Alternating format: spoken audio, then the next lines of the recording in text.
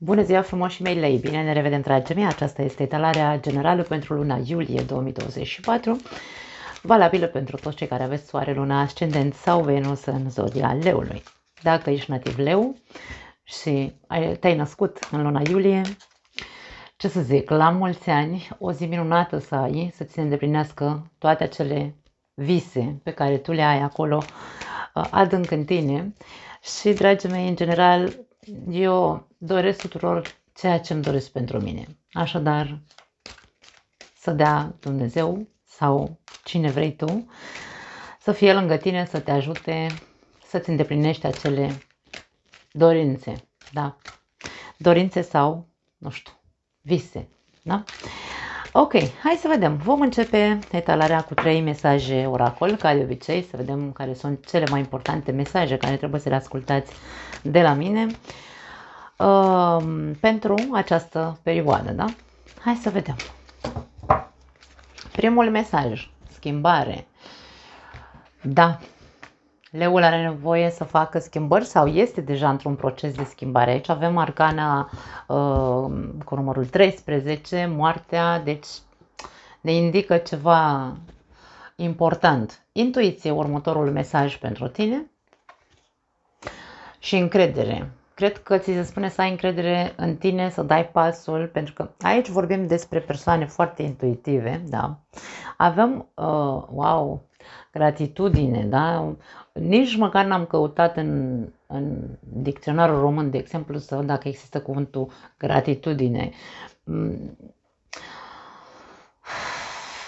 Știu că e recunoștință, dar nu știu exact dacă e gratitudine. O să-l caut, ca să nu mai bat câmpii așa iurea, că am momente când mi se duce limba română și... Dar aici vorbim despre mesajul de a fi recunoscător. Fi recunoscător că treci printr-un proces sau fi recunoscător pentru procesul care ți se propune, ca și cum universul vrea să îți, prin intuiție vrea să-ți spună, da, e nevoie să faci o mare schimbare. Leule, fă ceva. Crede în tine. Trebuie neapărat să te încarci de acea credință și încredere personală că tu vei putea să faci schimbări. Nu are importanță pe ce plan vorbim, fiecare pentru fiecare dintre voi e diferit. Dar aici despre asta e vorba. E vorba de a avea mare încredere și de a fi recunoscător, da, că te tot presionează. Mie îmi vine aici cumva, așa îmi vine să spun că mi se spune că trebuie, într-un fel sau altul, știu că nu e ok să spun trebuie, dar aici vorbim despre dacă ești presat sau presionat, că nu știu cum e corect, de univers sau de evenimente, circumstanțe în viața ta, care pun presiune pe tine foarte tare, da? E clar că acolo trebuie să faci o schimbare radicală. Pentru fiecare dintre voi, după cum am zis, schimbarea este pe un alt plan. Unde simțiți presiunea? Pentru că aici este foarte important să vă conectați la intuiția voastră. Pentru că dacă tu simți presiune în relație, dacă tu simți presiune, nu știu, la locul de muncă, dacă simți presiune în proiectele tale, dacă simți presiune în tine ca persoană, înseamnă că tu trebuie să te apuci de o muncă personală, da? Fiecare să așeze mesajul în, nu știu, acolo unde îi se potrivește. Dar e ca și cum aici deschide-te și mulțumește-i lui Doamne, Doamne, că te presează atât de tare ca să-ți dai seama că acolo tu trebuie să faci o mare, mare schimbare. Și trebuie începută, cum ar veni, în această perioadă. Hai să vedem ce spun cărțile de tarot. Le vom așeza pe față de data asta, să vedem. Prima carte, situația, rege de monede. În mintea ta, 4 de monede. În subconștient, rege de bâte. În trecut, cavaler de bâte. În viitor, 7 de spade. Concluzia, paj de cupe. La capătul cărților, 2 de spade. 2 de spade ne arată că ești cumva așa, nu neapărat că ești legat la ochi. Atenție, aici este un refuz, este un refuz să văd cu adevărat o realitate, să-i spunem așa, da? Și aici e ca și cum dacă energia asta este a ta, în care tu refuzi să vezi ceva, intervine negația, sau mă rog, negarea. Dar nu știu ce am astăzi de fac atâtea greșeli gramaticale. Da, ca să mai primesc niște înjurături, că mă tot critică lumea că nu mai știu să vorbesc românește, da? Da, mă interesează pe mine, fiecare cu păsăricile lui și dacă pe cineva deranjează de aici că eu greșesc gramatical, da, știți că nu e problemă pentru mine dacă mă înjurați. În momentul în care refuzăm să vedem o realitate, ce facem? Amânăm o decizie. Ne închidem, stăm așa și ne gândim și tot amânăm și tot amânăm. Acceptăm o situație, nu spunem la nimeni, pentru că aici brațele încrucișate pe piept, ca și cum eu sunt închis din punct de vedere emoțional, nu vreau să spun nimănui ce se întâmplă în realitatea mea, e doar realitatea mea, voi lua eu o decizie cândva. Da, se tot amână, da, despre asta ne vorbește de spate. Așadar, atitudinea ta este una de refuz, este una de a accepta o realitate. Da? Ok, hai să vedem. Pare că e destul de complicată sau nu neapărat complicată, ci greoaie talarea voastră. Da? Situația este un rege de monede. Regele de monede ne poate vorbi despre situația financiară, ne poate vorbi despre situația cu partenerul de viață, da? Poate ai un partener de viață care e, hai să zicem așa, stăpân pe banii lui sau cel puțin este producătorul, el vine cu banii acasă, poate e singurul care muncește pentru unii dintre voi sau poate ești tu cel care întreține această relație sau ești tu cel care se întreține singur, da? Deci vorbim aici despre în același timp vorbim despre o energie realistă, deci aici vorba despre situație, este foarte reală, este foarte concretă, e palpabilă, tu știi cu ce te joci, mă rog, cu ce te joci, nu, pardon, am mai zis o dată fraza asta undeva și nu e corect spusă. Tu știi cu ce joci sau cu cine joci în acest dans. Că e vorba despre partea financiară, că e vorba despre o relație, voi știți. Hai să vedem. Ce vrea să ne spună regele ăsta de monede? Ok, avem aici 3 cărți care au sărit. 5 de spade, eremitul și 9 de bâte. În legătură cu persoana asta, dacă este persoană, da, dacă e partenerul de viață sau dacă ești tu aici, vedem o situație agitată. E ceva ce ori ție nu-ți convine, ori lui nu-i convine la tine, da, acestui partener. Vorbim despre persoane mature, amândoi sunteți persoane mature, aici nu există o diferență de vârstă colosală, dacă ar fi, da, să vorbim așa, poate de între 5 și 7 ani, poate o diferență între voi, nu prea mult, dar aici vedem că sunteți pe harță tot timpul, situația este foarte agitată între voi, ori aveți certuri foarte multe, e vorba și de neîncredere aici, e vorba de multe piedici care probabil din lipsa, hai să spunem așa, poate fi luptă de putere. Unul vede lucrurile într-un mod, hai să spunem așa, unul dintre voi vede lucrurile într-un mod foarte realist, iar celălalt vede în felul lui, la fel de real pentru el, este lucrul respectiv sau situația respectivă și ar putea să fie aici lupte de, nu știu, nu orgolii, pentru că aici nu avem niciun orgolios. Sunt lupte de căpoșenie. Și nu e același lucru cu lupte de orgoliu. E ca și cum, bă, eu o țin pe a mea pentru că eu aici am dreptate, realitatea este asta, iar celălalt o ține pe a lui pentru că știe doar un singur drum. E ca un cal așa care are o singură direcție în viață. Și aici discuțiile sunt nenumărate și probabil că vor mai fi și în această perioadă pe același subiect, pe aceeași temă. Da? Astea sunt piedicile dintre voi, pentru că în rest aș spune că sunteți două persoane care au mult potențial să construiască ceva împreună, dar căpoșenia este foarte mare. Fiecare își apără într-un fel sau altul teritoriul lui. Poate, cu eremitul aici există posibilitatea ca unii dintre voi să aveți de-a face, ori voi să fiți eremitul, ori să aveți de-a face cu un eremit care este persoana care preferă să se izoleze după ce spune ce are de spus, da? Pentru că și ăsta măcăne, dar măcăne așa în felul lui, da? Precum un cal aceeași placă, dar după aia se retrage, după aia nu că se ascunde, ci pur și simplu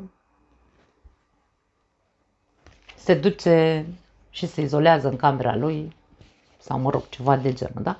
E vorba despre diferențe de caracter, probabil, între voi doi.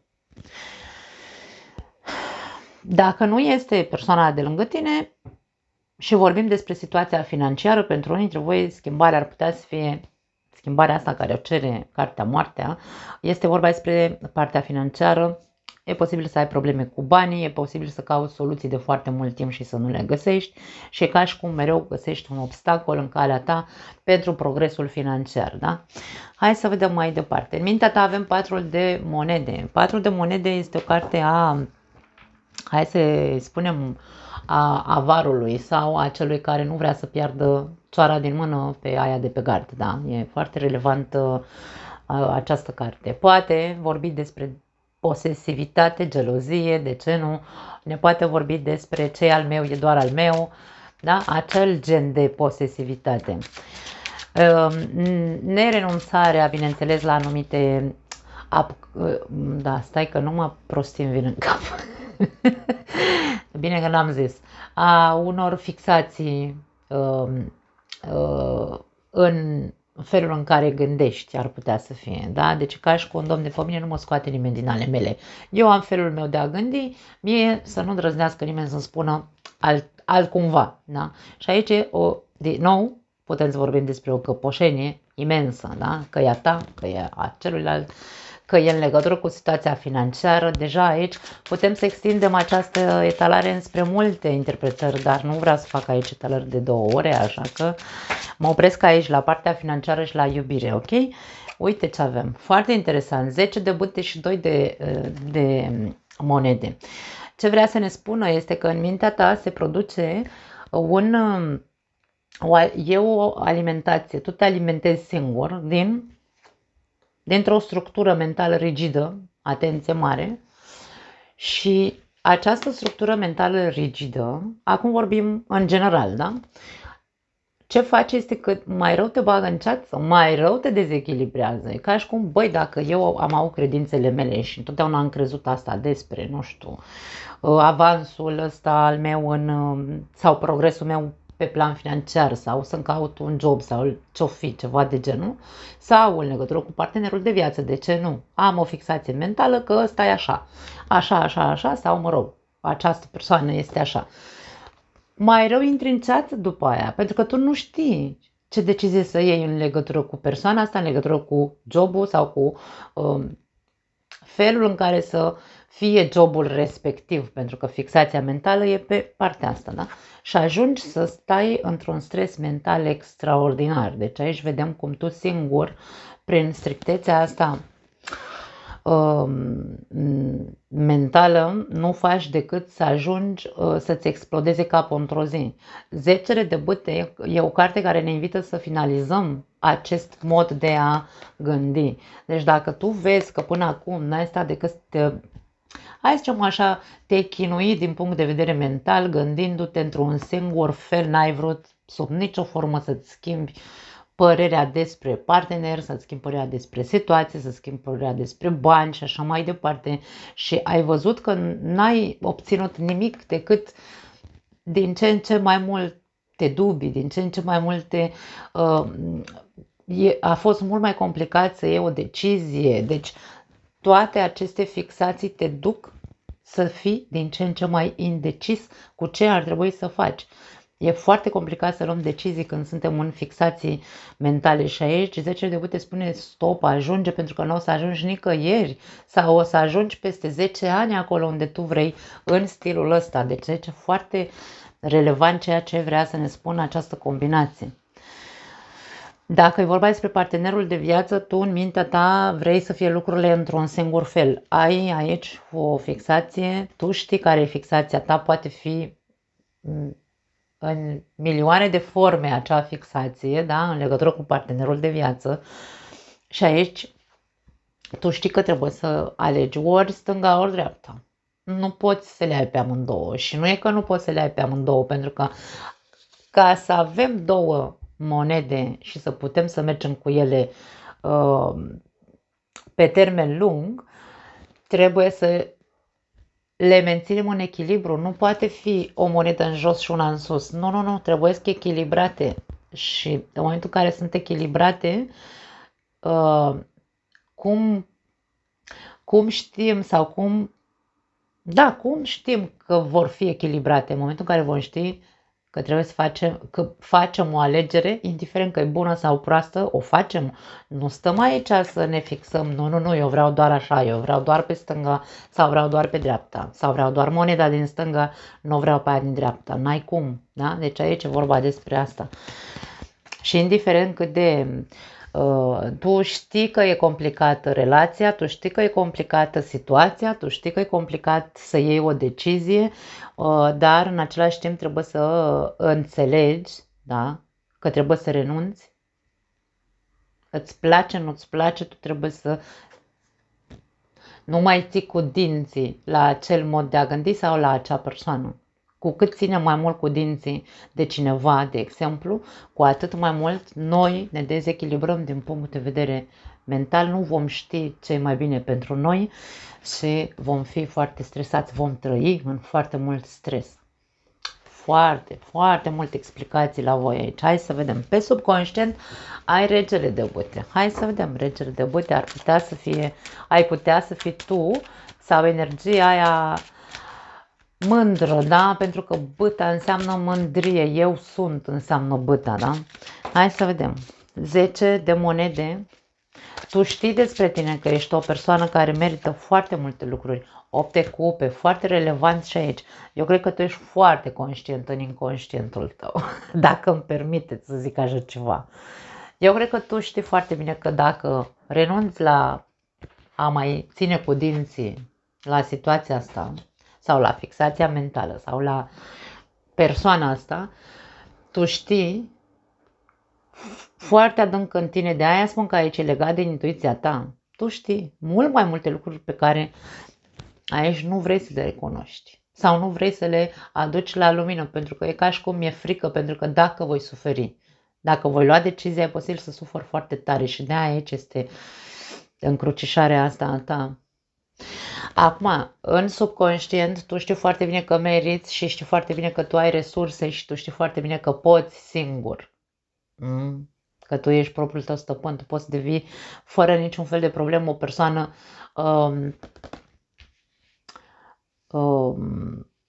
bazată, da? O persoană bine structurată, o persoană care să aibă grijă singur de el, de ea, din punct de vedere financiar, independentă, că nu mi-e așa, da?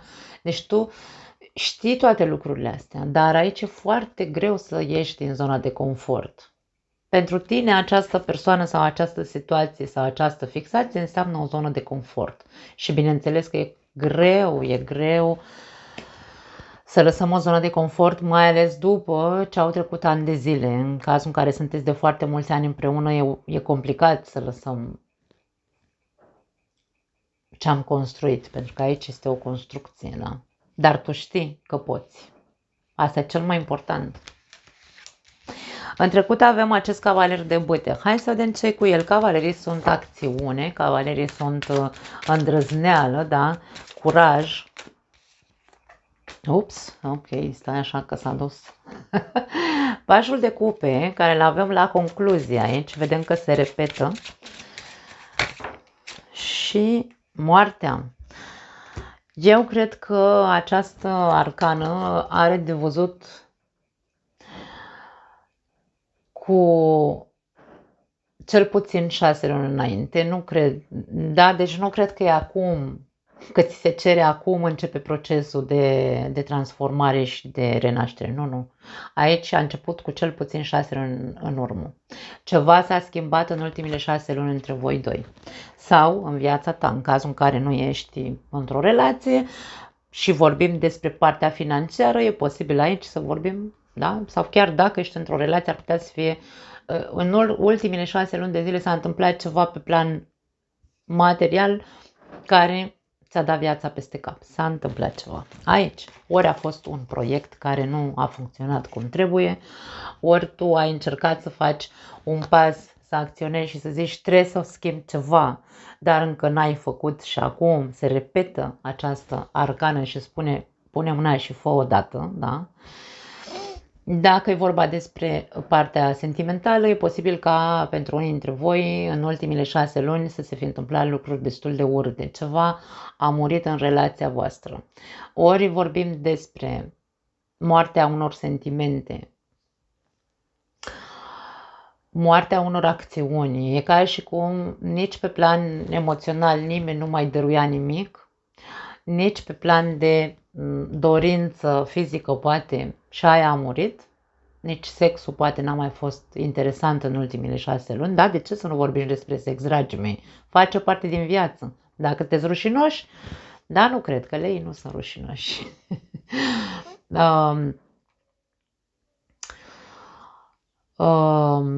N-a mai existat între voi dorință, nici dorință emoțională, nici măcar așa un detaliu, cum zice la noi, o chestie, o trestie, nu? Ceva a murit în ultimile 6 luni.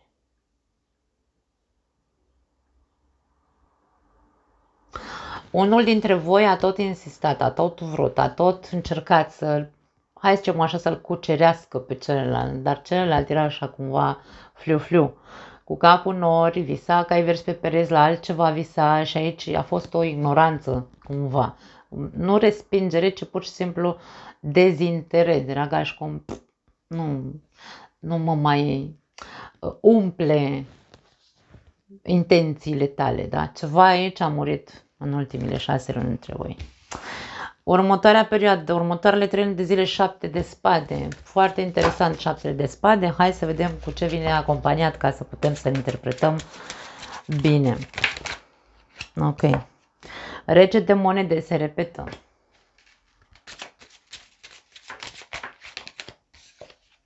Și rege de cupe. Hei! Pentru unii dintre voi aici ar putea să fie ori că vă veți înșela partenerul, ori partenerul vă va înșela, deci aici putem să vorbim despre așa ceva. Aici interesul poartă fesul, nu știu. Dar aspectul ăsta ar putea să fie pentru persoanele care într-adevăr au de-a face cu cineva care nu mai dă importanță, pentru că aici e vorba despre acesta care a fost în trecut, aici îl avem în figura regelui de cupe, acesta care era cel care ignora intențiile celuilalt, acțiunile celuilalt. Da? Dacă tu erai în trecut, de exemplu, ăsta, sau dacă erai ăsta în trecut, tu probabil vei fi cel care, dacă nu îți vei înșela partenerul, aici vorbim despre alte interese materiale pe care tu le ai. Și ca și cum eu îmi văd interesele mele, mă duc în caut un loc de muncă sau vreau să mă independizez, da? Să devin independent financiar și nu mă mai uit în urma mea la iubire. Adică e ca și cum pleci, îți părăsești într-un fel sau altul partenerul și te îndrepți către interesul tău, care este interesul financiar. Dacă vorbim despre înșelat, vorbim despre faptul că e posibil aici ca tu, dacă celălalt în trecut i-ai ignorat intențiile pentru că a murit în tine atracția față de partener, aici vedem că e posibil în următoarele 3 luni de zile să întâlnești pe altcineva. Nu e vorba că deja l-ai în viața ta. Pentru unii, nu. Având aici 2 de monede, e posibil să vorbim despre 2 opțiuni. Da? Ori tu, ori celălalt aveți 2 opțiuni. Și aici e vorba despre îți îndrepți atenția către celălalt. Interesele tale sunt către celălalt. Da? și vorbim despre o înșelătorie. 7 de spade este cartea mincinosului, este cartea hoțului, care face pe ascuns lucruri, da? Și de aia vorbim despre aspectul ăsta de înșelat. Se poate citi viceversa, poate fi partenerul tău care face aceste lucruri și nu tu, da? Ok, concluzia, vulnerabilitate, atenție. Hai să vedem ce e cu pajul ăsta de cupe aici, ca concluzie. Visare și vulnerabilitate, 3 de spade. Nu-mi place. Și 4 de bute.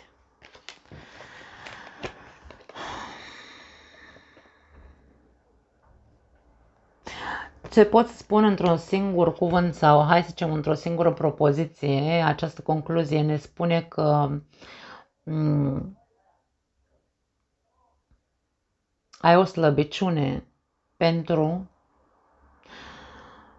familie. E ca și cum, dacă aici vorbim despre persoane, bineînțeles, care au o familie, copii și așa mai departe, pentru cei care au copii, case și așa mai departe, aici vorbim despre prefer să stau în relația asta, chiar dacă sufăr, pentru că slăbiciunea mea e familia, eu nu pot să-mi rup familia, indiferent aici dacă vei afla că partenerul tău și-a îndreptat privirea de fapt înspre cealaltă persoană. Sau că te-a înșelat, că poate nu e nimic serios, da? Poate e doar o aventură tâmpită. Dar aici e vorba despre prefer să sufăr decât să-mi rup familia. Dacă nu aveți, hai să spunem așa, o relație cu familie cățel-porcel, aici vorbim despre o suferință în această relație în următoarea perioadă. E un fel de dezamăgire sufletească din partea, ca și cum dacă tu îți făcuse o iluzie că băi, o să fie până la urmă totul bine, o să ajungem să, nu știu, să depășim divergențele astea, să ne înțelegem între noi, să ne convingem, dar atenție, dacă aici vorbim despre un fixism mental, dacă tu nu te flexibilizezi și dacă tu nu faci schimbări în tine, vei ajunge tu să suferi, pentru că vei fi foarte dezamăgit că nu vei ajunge să obții ceea ce tu îți dorești de la această relație sau de la această persoană. Da? Dezamăgirea pentru tine. Dacă vorbim despre bani, atenție cu iluziile care ți le faci în cazul în care ai un proiect sau ai o ofertă.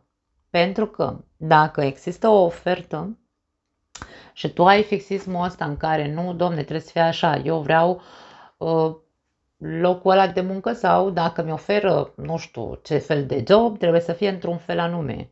Da? Și atunci, atenție la asta, pentru că dezamăgirea e pentru tine. Pentru că dacă tu îți faci iluzie că vei ajunge să fii pe picioarele tale și vei ajunge să fii, doar dacă nu ții la acea căpoșenie în care se zici, nu semnezi contractul sau dacă nu scrie X în el. Da? Aici vorbim despre degeaba visezi cu ochii deschiși la ceva, pentru că nu o să fie așa, atâta timp cât există acea rigiditate. Sau, dacă ești cu fundul în 7 luni, 3, atenție, aici ai putea să ai 2 oferte și tu să stai să zici nu iau nicio decizie sau nu-mi place niciuna, pentru că aici e vorba despre fixație. Poate fi orice, dragii mei. Da? Deci aici mie vine să spun că tu trebuie să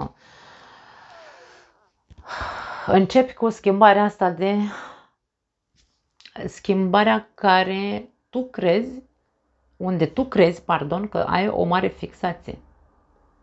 Ca să poți să începi să crezi că lucrurile se pot schimba în viața ta, ca să-ți recapeți încrederea în tine, în forțele tale, pentru că tu ești o persoană care poate să construiască multe, după cum am spus. Dar e vorba de a flexibiliza acele fixații mentale și fi recunoscător de presiunea despre care vorbeam. Intuiția ta este foarte activă, dar probabil că o renegi. Aici e vorba de nu cred nici în, da? Aici nu există încredere. Nu cred în nimic, nu mai cred în nimic și nu mai am credință și nici în mine nu mai cred și aici mă încrucișez. Deci aici trebuie făcută marea schimbare la unii dintre voi, dragii mei.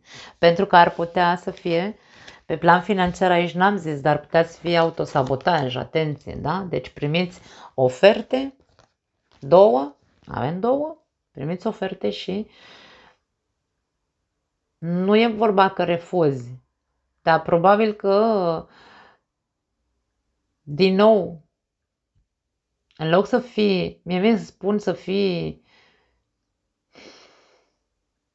interesul poartă fesul, să te îndrepți către ceea ce ți se pare mai abundent, oferta care ți se pare mai realistă și mai sănătoasă, nu aia care te face pe tine să visezi că o să construiești, ci aia care e palpabilă. Zice, dacă, nu știu, noi vă facem oferta asta, banii sunt ăștia, aveți aia la jobul ăsta,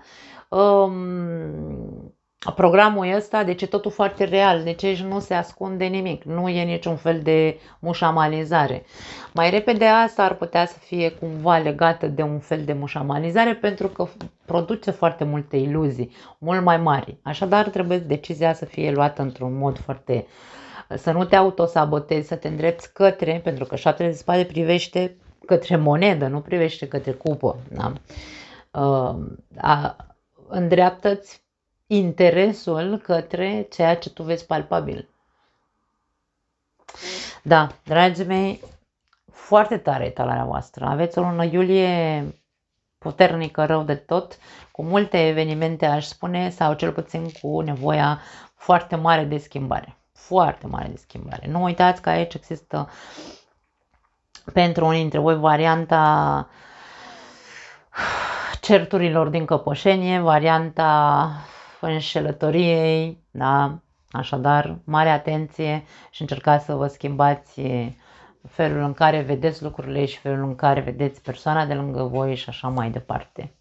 Nu mai am altceva. Vă pup. Ne vedem data viitoare. Ciao.